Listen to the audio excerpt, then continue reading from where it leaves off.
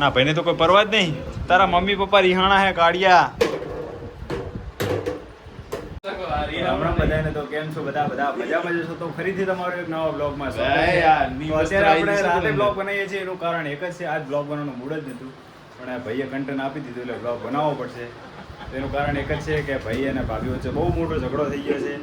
એનું કારણ એક જ છે કે એ છેલ્લે કઈ છેલ્લે સુધી જોજો ને બાદ તમે જોશો નહીં. તો આ બાજુ અમારા ભાભી રીહીને હોઈ ગયા છે, જેમને કંઈ દુનિયાનું ભાન નહીં, અને એના છોકરો તો એને મસ્કૂલ છે રમવામાં. અમારા પૈયા ઉઘાડા થઈને હોઈ ગયા. તો આવું બધું કંઈક હેડી હોય અમારા ઘરમાં. આખું ફેમિલી આવીને ઊભું થઈ ગયું હોય. મારા મોટા ભાઈ આવી ગયા છે, મારા મમ્મી અહીં ચાંદની સોગન આલે કે ઊભો થાવ. મારા ભાઈ ભાભી ઊભા થતા નહીં. તો બસ આવું કંઈક હેડે હેરું. તો બ્લોગ કંઈક આ નાનો જ બનશે, ચાંદનો મથું પણ મેળ આવતો નહીં. એ પપ્પાનું ઉઠાડ ને ચિરાગ, ચિરાગ. તો બસ આવું છે, એને કંઈ ફેર પડતો નહીં. પપ્પા ઉઠે કે હુઈ રહે, બધા ખગરે હેરા. મેળ આવે એવો નહીં લાગતો મને તો. આ ઉંમરે અમને રીહાવું પડે, તો આ ઉંમરે આ ભાઈ આટલા રીહાય છે, તો વિચાર કરો કે નાના છે તો કેટલા રીહાતા હશે. આટલો તો હું નતો રીહાતો ભાઈ. રીહાતો તો હું રીહું એટલે ખાલી બહાર જ નાહી જઉં, પણ આવું બધું આ ભાઈ વચમાં મને મારવા લીધો હતો, અને તારે મારવાનો પ્રયત્ન કરે છે પણ જ નહીં આવતું. આ બાજુ ભૂલું બધા રાહ જોઈ રહ્યા છે કે આ ઉઠે તો સારું, ચા પાણી કરીને રાગ બાગ કરાવીએ, રાગની સિંગ ખાઈએ. એ પપ્પા હુઈ ગયા છે, ઉઠાડ ને બબુ. મમ્મીને ગલી ગલી કર દો બબુ, મમ્મીને ગલી ગલી કર દો.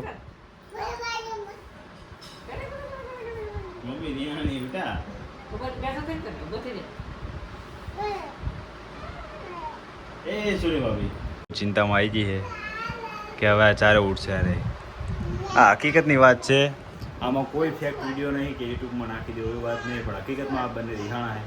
અને હું લિટરલી દુઃખી છું ને થોડું ખુશ છું. ખુશ તો જેમ હોય, ખુશ તો એમ હોય કે ભાઈ આટલી ઉંમર આ રિહાય એટલે મને જોઈને મજા આવે, કારણ કે આપણે જોયું નહીં બહુ. એટલે મમ્મી એ ખુશ છે ને આમ થોડી ઓલી અંદરથી ફીલ થતું હશે કે ચમ રિહાણા રે. ઊભા થવાનું નામ લેતા નહીં કે એ ભાઈ ઊભો થા ને, એ ભાઈ ઊભો થા. ખાવાની વાત નહીં મારા ભાઈ, ઊભો થાય તો અમે કાદા ભેગા થઈએ. હું 8-9 વાગે નોકરીને આવ્યો, મને એવું આમના સમાચાર મળ્યા કે ભાઈ રિહાણા એટલે મારે ખબર કાઢવા આવવું પડે એમ હતું.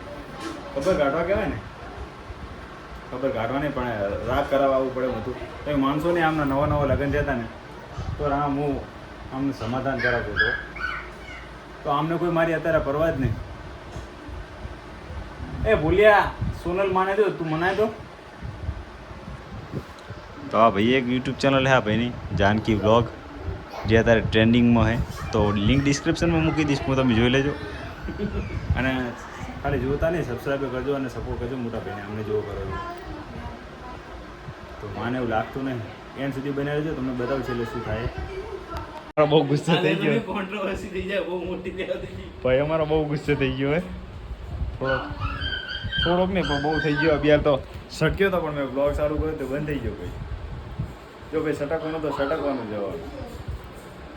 હવે મને એવું લાગે છે કે નહીં માને, લાઈવ કરવું પડશે મને લાગે. ના ભાઈને તો કોઈ પરવા જ નહીં. તારા મમ્મી પપ્પા રિહાણા હે કાળિયા.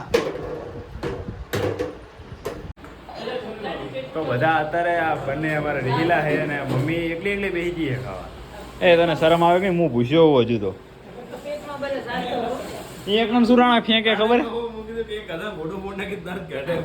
પણ એ આગળ બેઠી બેસી ગયા ખબર કે બધા આ માનંદ તો હું ખાઈશ કે બાકી નહીં ખાવું, તો બહાર જઈને તો ખાય. ભાઈ તું તો તારી વાત મને ભૂસ્યો રાખે ને. એ તારી મમ્મી પપ્પા રીખાણા હતું, તારું શું કેવું છે? કઈ નહીં કેવું આને મન માથે જ નહીં કઈ. એ ગાંડા પબુડીનું નામ પાડ્યું નહીં. ભૂલ્યા એ ભૂલ્યા માં રીહાણા હે માં. છેલ્લા કીડા ખાય તું સોનલમાં રીહાણા. અને મોસું જોઈને મને બીક લાગે હો. વહી રાખે બ્રો મારે હે, પણ મારા ભાઈ હું થોડી નાની કરી નાખું. આજે ચિંતામણી કરવા આવ્યો, હું રહેવા દેતો નહીં, મારે બાકી હે તો ખરી મોસું. તો આમ તો માંડી વાર્યું હતું કે મારો ભાઈ ખાય નહીં આવતી, હું નહીં ખાઉં, પણ એવું લાગે કે વાતાવરણ વધારે કંઈક ગરમે તો ખાઈ લેવામાં મજા આવે. આ બધું તો જીવનમાં થતું રહે. તો સ્પેશિયલ રાણા એમને આઈસ્ક્રીમ બનાવ્યો તો તે આઈસ્ક્રીમ વાટકીમાં લઈને ખાવું. વાટકી ના કહેવાય, શું કહેવાય રાણા? આને શું કહેવાય? આને ટોયલી કહેવાય? એટલે ટોયલી કહેવાય. આ ટોયલીમાં હું આઈસ્ક્રીમ લઈને ખાવું રહો. આ પોલુમને બનાવીએ જો ધાબા ઉપર. આવું બધું ઘરે બનાવે એટલે શું અમારે પૈસા ખર્ચવાની કોઈ ચિંતા નહીં, બધી વસ્તુ ઘરે રેડીમેડ મળી જાય. તમે તો આંટો જ મારવાનો અમારે તો. બોલ્યા ઘરમાં કોણ હોતું હતા? તો આ એની મમ્મી રિહાણી હે ને મમ્મી ગોદે. મમ્મી ઘરમાં હોતી છે એની તો કથા કરીએ અમે કલાકથી. ત્યાં મમ્મીને ઉઠાડતા કે ખાવાનું નહીં તારે? જા મમ્મીને બોલાતા જલ્દી. તો આવડો મનાવવાની કોશિશ કરી જુઓ તમે ખાલી. એ મમ્મી ઉપર ચડી ગયો, મમ્મીને વાગશે કાંટા. એની મમ્મી ઉપર ચડી ગયો, મનાવે એને. અને આપણું હજુ ખાવાનું ચાલુ થયું જ નહીં. તો હજુ આપણું ખાવાનું ચાલુ થયું નહીં. એટલે બાજુ હજુ કથા ચાલુ છે એમનો. મમ્મીના આટા ફેરા ચાલુ હોય કે માની જાય તો સારું હોય. તો ફાઇનલી સવાર પડી ગઈ અને હજુ અમારા ભાભીનું કોઈ સમાધાન થયું નહીં. પછી હજુ એમનું શું થાય તો ખબર નહીં. રાત ચારે થાય આના કરતાં રાત જતી રહી ને સવારે પડી ગઈ. ભાભી તમારે રાગ કરવાનો કે નહીં કરવાનો? મને લાગતું નહીં ભાભી રાગ કરે. મને લાગે હવે 5-7 માણસ મોટા મોટા લાવવા પડશે પછી જ રાગ થાય. તો આજ જો આપણો કોઈ બ્લોગ હાવ નાનો જ હશે તો બ્લોગ સારો લાગે તો બ્લોગને લાઈક કરજો, ચેનલ બનાવો તો સબસ્ક્રાઈબ કરજો અને કોમેન્ટ જરૂર કરજો. તો ચલો મળીએ એક નવો બ્લોગ સાથે.